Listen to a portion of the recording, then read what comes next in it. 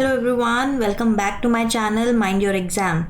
In this video, we will be learning how to add a new attribute in a table or in a relation in SQL. And we will be doing this using the alter command of SQL, and alter command comes under the data definition, data modification language that is presented in SQL. So let's see how the alter command will be used in this scenario. Okay.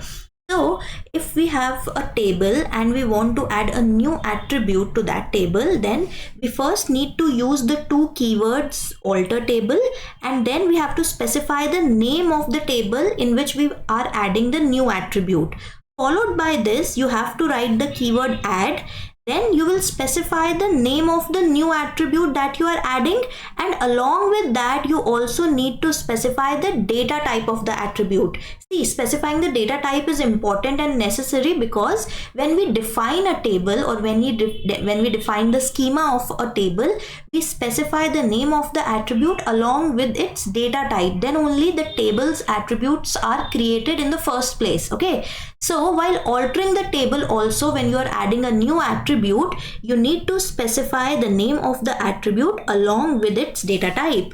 So if we have a table or a relation named guardian, which originally has 4 attributes, GUID, GName, GPhone number, guardian address, and we want to add a new attribute, say income of the guardian, then how will we do that? We will write the above syntax. We will write the keywords alter table. After writing these keywords, we'll write the name of the table in which we want to add the new attribute. So our table name is guardian. Then add. This is the name of the new attribute that we want to add to the guardian table, and this int is the name of the data type of this new attribute. So we are adding the income attribute having the integer data type to the guardian table.